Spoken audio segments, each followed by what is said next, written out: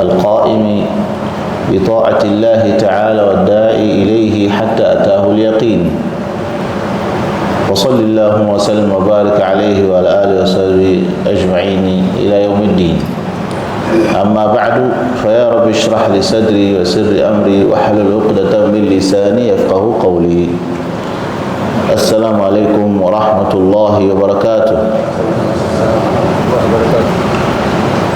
Baada ya kumhimidi Mwenyezi Mungu Subhanahu wa Ta'ala na kumtakia rehema na amani mtume wetu Muhammad sallallahu alayhi wa alihi wasallam, tunaendelea na kukumbushana masail mbalimbali yanayofungamana na mwezi wetu huu mtukufu wa Ramadhan, kwani fa inna siyama min ajalli al-ibadati wa ahabbiha ila Allah.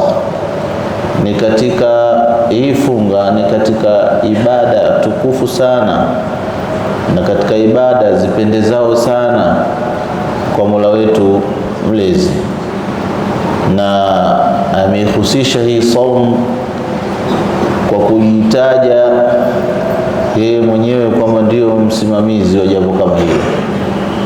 Ingawa amali zote Mwenyezi Mungu Subhanahu wa Ta'ala ndio anatoa thawabu na kuzilipa, lakini ule usimamizi kwamba hii saumu iko sawa au hii saumu haipo sawa ni jambo lake mwenyewe Allah Subhanahu wa Ta'ala, na akawafanya wenye kufunga bibalighi karamatihi, amewapa takrima ya hali ya juu,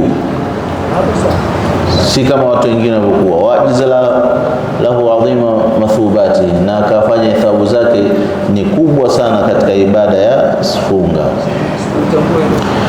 Kwa kuliangalia hili ndio ikawa sasa wale wenye imani mu'minun haqqul iman inakuwa zaidi ndio raudha yao. Ikishaingia Ramadhani, hii ndio rawdatul mu'min, ndio sehemu ya pozo na utulivu wa nani? Wa mu'min. Rawdatul mu'min, kama ni pozo na nini la mu'min, kuonyesha kwamba hili jambo wenye kufaidika kwa daraja kubwa ni waumini. Kwa sababu gani? Yanasu fihi bimuraqabati Allah Ta'ala, wanapata utulivu, yani wanakuwa nani stress, hawa ndio baiko, kwa sababu wanaona hapa ndio muraqaba wa Mwenyezi Mungu, ndio tunamchunga Mwenyezi Mungu na kuistihdar ile maqamul ihsan, au ta'budu Allah kana tara, ndio wanaihudhurisha zaidi katika eneo la nini la saum, kwa sababu hamna anayejua jambo la kufunga ila wewe na Mola wako tu.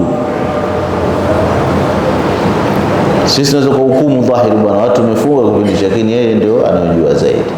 Sasa kutokana na hilo, lazima tuieleze hii saum kwa wao waumini ndio kila mmoja atakiwa kufunga au la, na imepelekea kuzungumza masala haya ambayo tunaita shurutu ujubi saum, sharti za kupasa kule kufunga, kuwajibika kufunga, kwa sababu mara nyingine inalazimishwa kwa baadhi ya maeneo kwa watoto wadogo na pia wajawazito pia kufunga, kiasi ambacho mpaka inapelekea madhara na maafa. Na mwishowe jana tu nikaulizwa swali kama hilo, kwa nikaona ni katika namna nzuri ya kukumbushana, kueleza zile nyajibu za kupasa mtu afunge ni kina nani ambao wanaotakiwa wafunge, kwa sababu saum nini, Qur'ani yetu imetuwekea wazi, kuna watu wanaofunga na kuna watu hawafungi kutokana na dharura mbalimbali. Sasa yawaje kwamba mtu kashapewa udhuru wa kutokufunga, mjamzito anaonyonyesha, alafu unalazimisha lazima afanye, au mtoto mdogo hajafikia taklifu lazima afanye, kwa ile fikra au ideology ya kwamba lazima muanzishe mtoto toka mdogo. Tabani hiyo ndio Uislamu, lazima mtoto aanzishwe toka mdogo kuzusha ibada, lakini kuna miaka yake na kuna namna ile kuzoezeshwa kwake. sio mpaka tena ipelekee madhara. Ndio maana tukasema ni kitu kizuri kukizungumzia ile namna ujubi as-sawm, na shurutu za kupasa nini somo, na katika namna ambayo itakuwa imeelea na kukumbushana na wengine ambao wasiojua wakapata kuyajua masala. Kwa hiyo sharti kwanza za kupasa sasa mtu afunge kwa mujibu wa kitabu chetu kitukufu na kwa hadithi za Mtume sallallahu alayhi wa alihi wasallam ni sharti zisopungua 4. Sharti zisopungua 4 kwa 5, kwamba hizo zikipatikana ndio mtu atakuwa afunge. Ya kwanza kabisa ni al-Islam, fala yajibu al-kafir wujubu talabati minna lahu, kwamba mtu akiwa sio Muislamu haijamwajibika yeye kufunga, kwa maana kwamba sio kwetu sisi ni lazima tupambane tumwambie kwa sasa hivi kwamba lazima ufunge kadha. Na masiku yanapokwenda hivi utaona kuna wenzetu pia nao wanashiriki kule kufunga. Kwa hiyo tunasema funga kwa sababu mara nyingine inakuwa ni sehemu ya tiba ya maradhi. Kwa hiyo sasa hivi ukitaka kuchunguza, tuangalie marafiki wetu, majirani zetu, wengi mwezi wa Ramadhani wasiokuwa Waislamu nao wanafunga. Wengi mimi nawajua sehemu za kazi zetu wako wawili nao sio Waislamu, lakini wanakuwa wanafunga. Tuna kipindi kizuri bwana, tunafunga na sisi, ingawa hajui kuna taratibu zile zinatakiwa kwamba mpaka mtu akubalike saumu yake, lakini watakuwa wanapata siha aliyosema Mtume sumu tasihu, watakuwa wanapata ile siha hisi tunasema, lakini maanawi wanaikosa. Wanapata siha hisi kwa miili yao itakuwa mizuri kwa sababu wameipa mapumziko lile tumbo, kama tumia Mtume sallallahu alaihi wasallam kwamba al-batnu baytud da, ile tumbo ndio jumba la maradhi. Kwa hiyo kwa kutokula kwa muda masaa fulani inawajengea siha, watapata, lakini siha al-maanawi hataweza wakaipata. Kwa hiyo kwanza al-Islam, mtu wa Muislamu, na sio kwa maana kwamba kwa kuwa ni makafiri ndio wamesameka saumu, wataenda kuulizwa kwa sababu ni yajibu wujubu iqabi alayhi, inapasa kupewa adhabu kwa kutokufunga saumu ya nini. So maana kwamba wataadhibiwa kwa kuacha kwa kuwa walikuwa na uwezo kuingia katika Uislamu na kisha kufunga saumu kama hiyo, wakiwa wakaacha hawakufanya hivyo, kwa wanapata adhabu. Ndio maana Mtume alipokuwa akibainisha kueleza Qur'an, pia Qur'an yetu imetuelezea pia kama ile maarufu sana, ma salakakum fi saqar, ni lipi lilotieni katika moto wa saqar? Qalu lam nakum minal musallin, hatakuwa sisi wenye kuswali. Swali ni katika nguzo za Uislamu, miongoni mwao ikiwa ni saum, miongoni mwao ikiwa ni zaka. Kwa hiyo ikatajwa mmoja kwa sababu ndio wanasema wanachuoni kama vile ni kimetajwa kipengele cha kumsaidia mtu hayo mengine yawe mepesi, kwa sababu swala ukiwa umeifanya tabani itakuzuilia na kufanya maovu. Kwa hiyo kama itakuzuilia kufanya maovu na machafu, maana yake definitely utakuwa utaenda kufunga, kwa sababu hiyo kutokufunga ni maovu na kufunga ndio wema na kheri. Kwa hiyo hata wanafunzi wa Mtume sasa wakatuambia kwamba wao ni mutalabuna min asli shari, ni wanatakiwa wawajibike kwa ile saumu kwa sababu ni asili ya sheria, lakini haisihi ndio kwamba shurutu ujubi sihati as-sawm, yani sharti za kupasa. Sasa ukishakuwa hivyo ndio maana lazima ufunge, lakini katika Uislamu hatukuambiwa kwamba wale ambao wasiojiweza nao pia wajumuike katika, kwa sababu wana nembo ya Uislamu, au mtoto mdogo ajumuike kwa sababu ana nembo ya Uislamu. La, aya imetujulisha kwamba yu'adhabuna la tarki faradhi al-Islam, wanaadhibiwa kwa kuacha fardhi za Uislamu kwa kuwa wao wako katika kufuru, na pia mukhatabuna bifuru'i sharia, watakuwa na wajibika na zile furui, matawi yote ya sheria kama ilivyokuwa wanatajika kutekeleza katika masuala nini ya asili, kwamba wao Waislamu kisha waendelee kufunga. Mtume sallam katika hadithi yake akatufundisha kwamba mtu yote akiwa Muislamu na hakufunga, basi yeye ametoka katika mila ya Uislamu. Sasa ukiangalia leo watu wangapi hatufungi? Kwa sababu gani? Wewe ni Muislamu tayari, shakuwa wajibu kwa kufunga. Sasa watu wengine wakafahamu kwa kipengele hichi, ndio kwamba hata ukiwa na dharura, hata ukiwa na nini, ufunge bwana, Muislamu wajibu kufunga bwana. La, kweli wajibu, lakini kwa shuruti zake. Inatakiwa uwe kuna siha au itaqa, kama tulivyoambiwa, wala alladhina yutiqunahu fidyatu ta'am miskin. Hiyo sharti ya kwanza. Sharti ya pili, albulugh. Ndio hapo tunapoja watoto watakuwa wazoezeshwe na sio kutiwa kishindo. Albulugh wa ihtilamu fi dhakari wal untha au bulugh ma fi al-15. Mara nyingi inajulikana hivyo kwamba mtu kufikia baleghe, yani kuwa mkubwa, umetoka mtoto mdogo akafikia baleghe, kuota mambo ya kijinsia, akaota mambo ya kijinsia, ihtilamu fi dhakari kwa mwanaume na pia kwa binti, untha pia wa kike, au kufikia kwao miaka 15, na specialize zaidi kwa wanawake kutoka damu yao ya hedhi, na hiyo ndo alama kubwa sana. Inaweza kaanza kutoka hata miaka 9. Kwa hiyo hapo ndo anatakiwa nini? Afunge. Fa idha balagha as-sabi au sabiya, mtu yote akibalighe, maana akafikia hichi kiwango cha definition tuliyoeleza, ndio anatakiwa afunge. Kwa sababu gani? Kwa sababu wajaba alaiha siyam wala yajibu alayhi qablahu shay'un, kabla yake hakipasi. Sasa kama hakipasi, ndio Uislamu ukaja kutuonyesha kuwazoezesha watoto wadogo, sio kuwalazimisha. Ndio Mtume akatwambia li 70, unapofikia miaka 7 mtoto azoezeshwe ibada, na kuzoezeshwa maana analelewa kidogo kidogo mpaka afikie aweze, sio kufanya ile force kiasi ambacho mpaka inaleta madhara, wengine wanafikia afya mbaya na wengine kupoteza hai. Kwa hiyo katika hadithi ambayo ameeleza Sayyidina Ali, anna an-nabiy sallallahu alayhi wasallam qala rufiya al-qalam an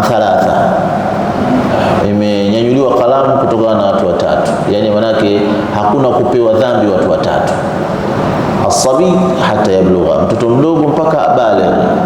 Na baligh watu husema kutimilia miaka 15 au kuota usingizini mambo ya kijinsia. Wa an-naimi hata yastayqidha, na mtu alolala mpaka amke, ndio taklifu yake inakuja. Ndio katika adhari nyingi sana mtu anapokuwa amelala hapatilizwi ni jambo, lakini akiamka inabidi aliendelee. Wa anil ma'tu hata yabra, na pia mtu ambayo aliopata wazimu, akili yake imeingia tatizo, mpaka awe sawa, hapo anakuwa yuko katika taklifu.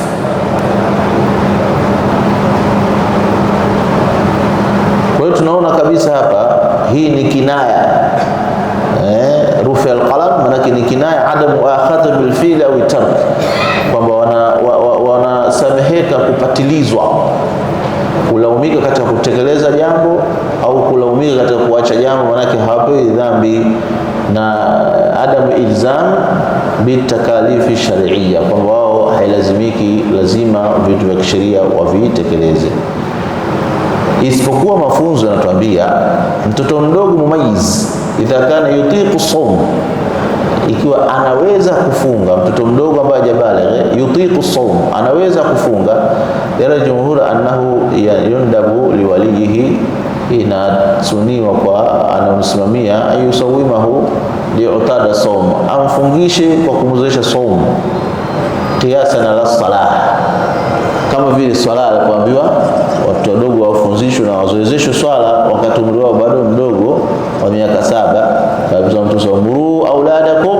bisala, waamrisheni watoto wenu kuswali, wa hum abna'u 70, aliyekuwa watoto wana umri wa miaka 7. Wadribuhum, na muwapige pigo sio la kuwadhuru, wa hum abna'u 10, na wakiwa watoto wa miaka 10, muwapige pigo ambalo sio la kuwadhuru, kuonyesha kwamba ni jambo chukivu kwako. Wakiwa nini? Wamefikia miaka 10 hawaswali. Sasa leo sisi tuna watoto wetu mabale kabisa na hawaswali, na wazee wanaona kawaida. Hii ni shida katika jamii yetu. Kwa mtoto mdogo unaambiwa hajabale ya miaka 10 umpige, sio pigo la kumvunja la kumwathiri, yani ni kinaya cha kuonyesha kwamba mzazi uchukiwe na ile kutokuswali, ufanye njia ile kwa mtu aswali. Lakini leo tuna watoto wetu mabale, watu wazima hawaswali, na utaona kwamba alfajiri mashaallah tupo msikitini akiwa tuzo hapo, lakini kwenye tarawih watoto wetu wamejaa. Kwenye swala za kawaida alhamdulillah tuko makazini tumeachana nao, la swala zote atakuwa mtoto azoezeshwe, kwa sababu ni kama nafsi vile, ukizoezesha ile mtoto anakuwa na ile ibada. Wengi kuona kwamba wanaopata changamoto ya kuto kuswali ukubwani wao, maana yake walikuwa hawajazoezeshwa, ndio maana anapata tabu sana kuja kuswali uzito, mpaka siku mawaidha muingia kweli akaona uzito ndio inabidi aende. Kwa hiyo ni shida hiyo. Kwa hiyo kiasi hicho cha swala ndio kinachukuliwa kwenye saumu, kwamba mtoto naye akifika miaka 7 azoezeshwe kidogo, masaa 6 haya kale kidogo hivyo mpaka anaweza siku nzima, na malezi yanajulikana. Akiweza una motivate kidogo hivyo, mwakani haya anafunga siku 2 zingine unamwachia, alimradi azoezeshwe. Hata kwa miaka 12 akiweza kufunga bila madhara ni bora, lakini kama hajaweza usimlazimishe. Mtoto anapigwa kwa nini hajafunga na yeye ana miaka 11, dharbu ambayo iko nje ya taratibu na nidhamu ya Uislamu. Hilo sio jambo zuri. Tunawaasa wenzetu wale ambao wazazi wenye jazba, lakini kama ni Uislamu umetaka hilo, kuonyesha kwamba hili jambo lina umuhimu, lazima na wao walifanye katika sura hiyo ya ukamilifu.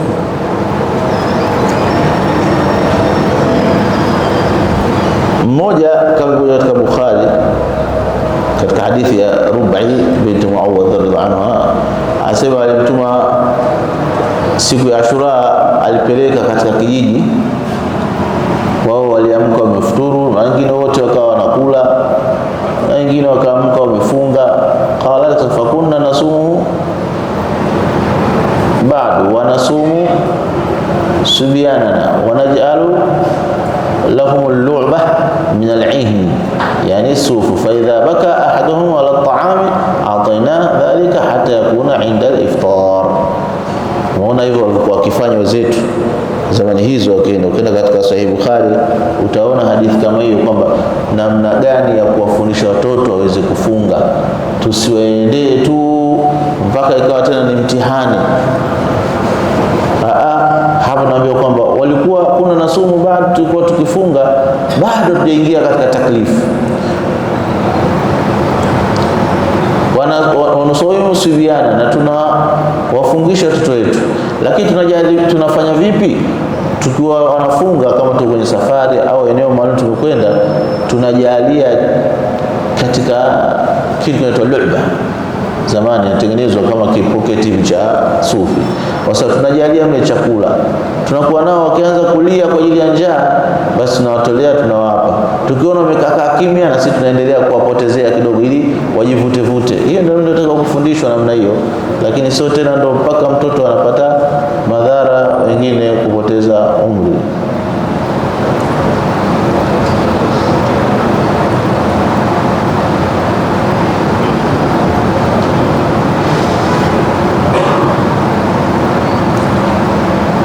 Wengine katika baadhi ya fiqh wanasema,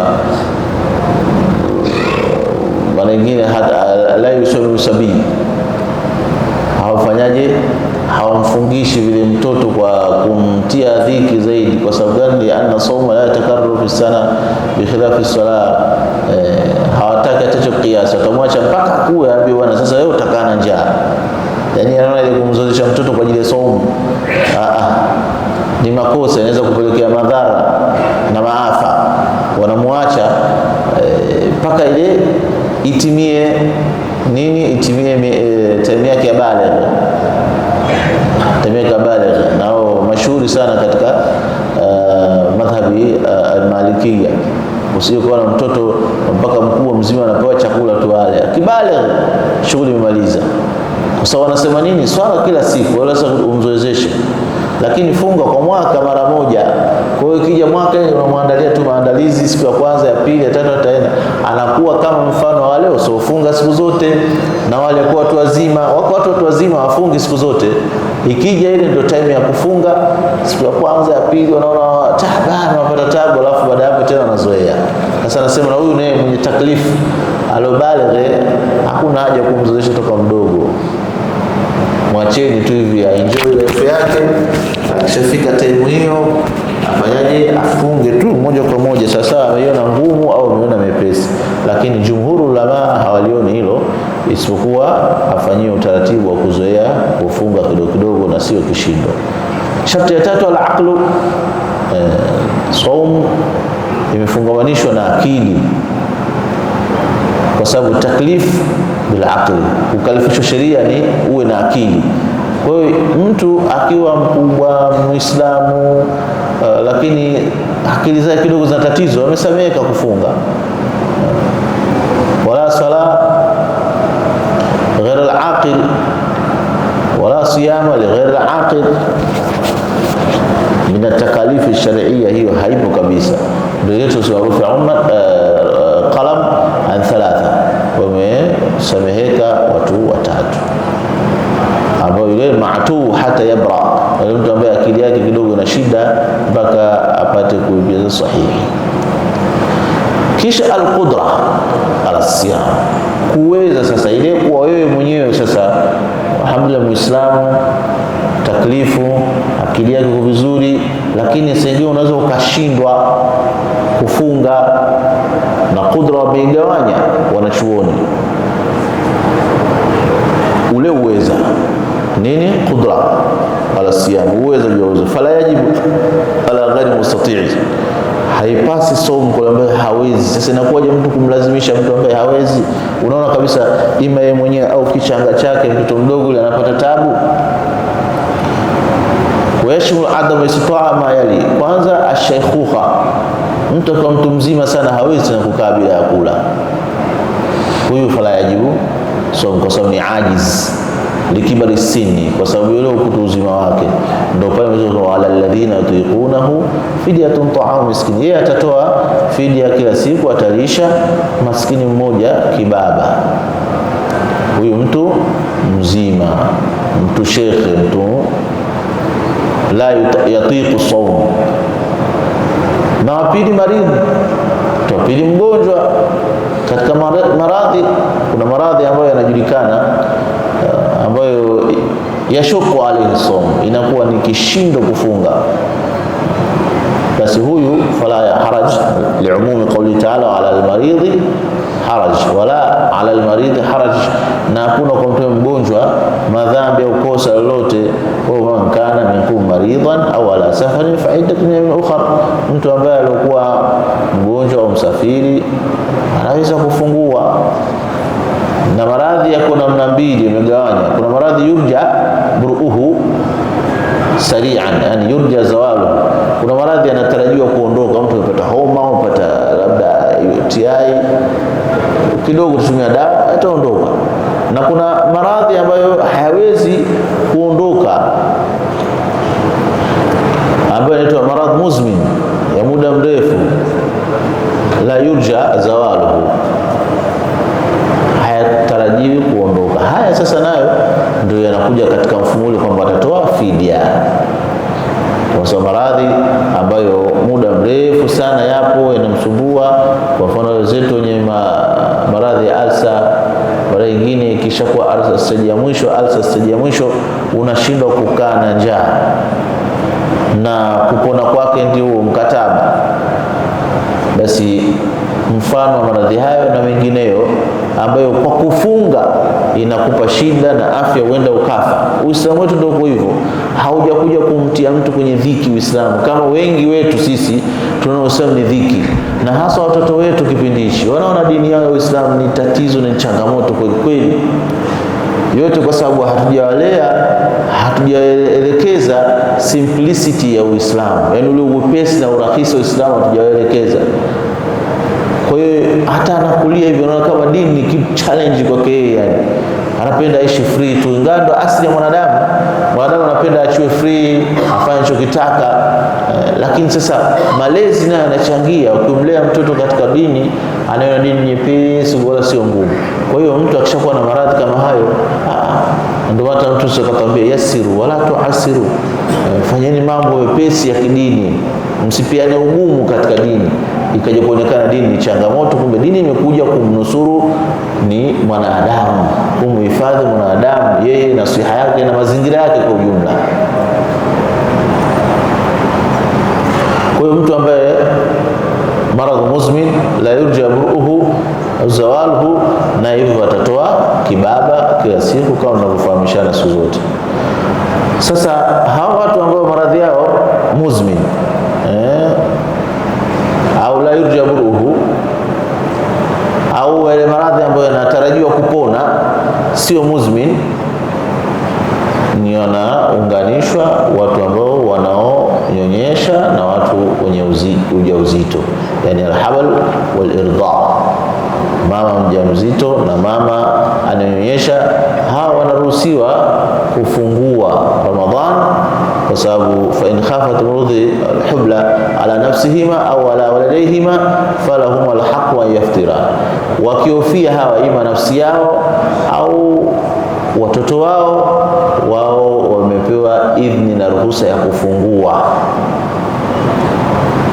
wamepewa ruhusa ya kufungua, kisha watakuja kulipa baadaye, sio kama kulazimishwa. Na kama anaweza mwenyewe, hapati madhara yeye wala yule mtoto wake mdogo, Uislamu pia hujamzuia kufunga. Manake nimeletewa swali kama hilo, kwa nini mtu mjamzito anafunga au saumu yake haisii kabisa? Yani imekuja fatwa kwamba saumu yake ifanyaje, haisii kwa sababu ni mjamzito. Masala yako hivyo, masala katika itaqa, kule kuweza mwenyewe akiona afya yake kwa vizuri, labda amepiga daku lake vizuri, hana tabu, mtoto wake atapata maziwa kwa uzuri, na yeye mwenyewe hatasumbuka, akifunga ndio khairi. Wa antasumu khairul lakum, kufunga ndio bora kuno nyinyi, kwa sababu kukompensate siku moja tu ya Ramadhani kwa masiku mengine haiwezekani. Kwa hiyo ukifunga ndani ya Ramadhani ni jambo ambalo zuri sana. Kwa hiyo hawa kwenye maradhi ambayo ya muda tunasema wanaunganishwa pia na mama mjamzito na pia mwenye kunyonyesha, kwa wao wamepewa ruhusa ya kufungua, lakini sio kwamba wakifunga bila madhara saumu yao haisihi wala ikubaliki, kama tunavyosikia baadhi ya fatwa na maelezo kwa wakati wetu. Na sasa dini imekuwa yani haichukuliwi bidhabt, ni mtu tu anaona bwana, au wengine wamefahamu vibaya ndio wakaamua kusema kama hivyo. Na sharti ya pili, uwe mkazi wa mji, lakini sio kwa jumhuri ulama, yani sio kwa, ni baadhi kwamba uwe, manake uwe usiwe msafiri, uwe mkazi usiwe msafiri. Lakini kama tulivyosema, wa antasumu khairul lakum, safari zetu siku hizi zimekuwa nyepesi. Ni uzuri kupatiliza saumu ya Ramadhani uifunge, kwa sababu imekuja takhfif ruhusa zile kwa sababu ya mashaka na uzito. Kwa hiyo ukiwa umefunga ndio bora zaidi, lakini kama wewe ni msafiri unaona kidogo na wasiwasi, ukifungua lama hakuna kulaumika, kwa sababu sheria yetu imekuja kama hivi. Kwa hiyo nilipenda kutanabaisha masala kama haya kwamba yanatakiwa yafahamike kwa fahamu sahihi, kuanzia mtu akiwa Muislamu, akija kuwa baligh, akija kuwa mgonjwa, yote haya yapo katika, na ukiwa msafiri basi yanaelezeka kwa kisheria kati na kati, sio kwa kukasa sana na sio kwa kulegeza sana, kwa sababu sheria haina akili ya mwanadamu kutia ndani yake, isipokuwa ni mambo Mwenyezi Mungu Subhanahu wa Ta'ala mwenyewe ametutakia sisi kuonyesha haya mambo ni ya kheri na mambo ni ya sawa. Kwa haya machache Mwenyezi Mungu atuwafikie, tuelewe na tuyakumbuke masala kama haya, na tuwasaidie wenzetu ambao wanaopata changamoto. Kwa hiyo hakuna ulazima wa kufanya hivyo, bali tufanye kwa muktadha wa sheria. Hizo ndio ambao yastamuna alqaula